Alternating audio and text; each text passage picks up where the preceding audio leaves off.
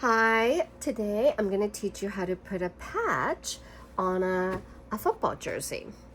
And so you're going to need a chalk for a beginner and a scissor and maybe a seam ripper if you make a mistake, but hopefully we won't.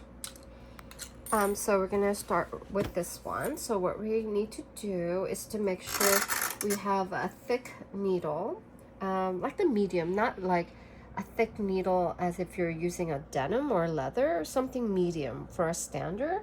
And you're going to use a straight stitch foot. Okay, and then what we're going to do is make it really tight. I already have it set. And you don't want it really tight in case you make a mistake and it'll be difficult to take it apart.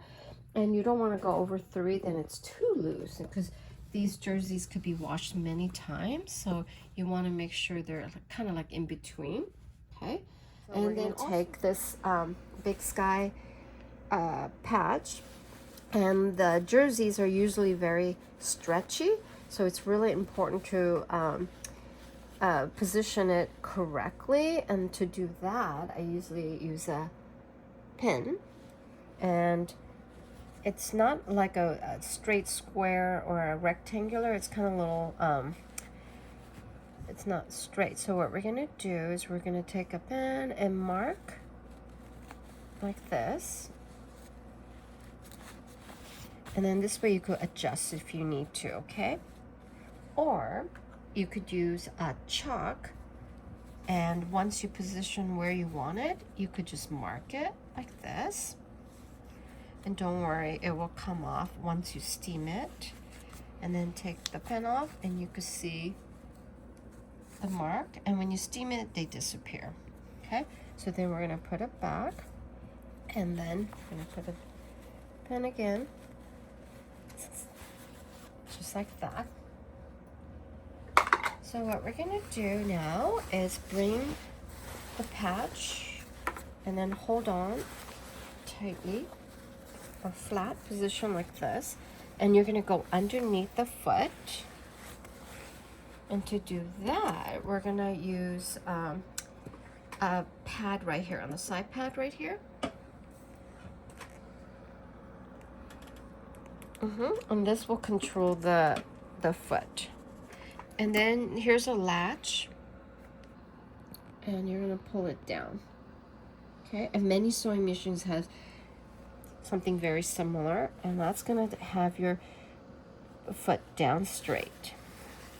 Okay, and then make sure the thread is long enough. Pull, and then you're gonna take the side and pull the needles down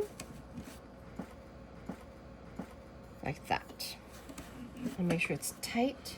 2.5 stitch. I'm using DDL 8700 Juki. It's a Japanese commercial brand, which is well known throughout the world.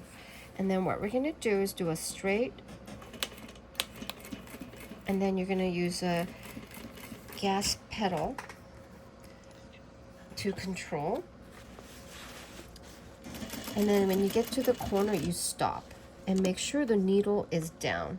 I don't know if you can see it. And then turn.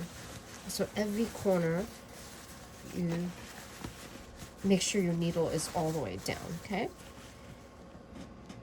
And if the safety pin is too close to the patch, then you will have a problem sewing. So you want to make sure, estimate about 1/2 inch apart, or push the pin further away to the left. And then you stop at the corner and turn again. So you get the sharp, straight stitch.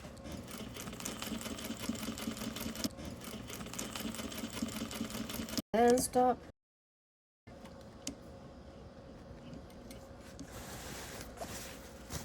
Here.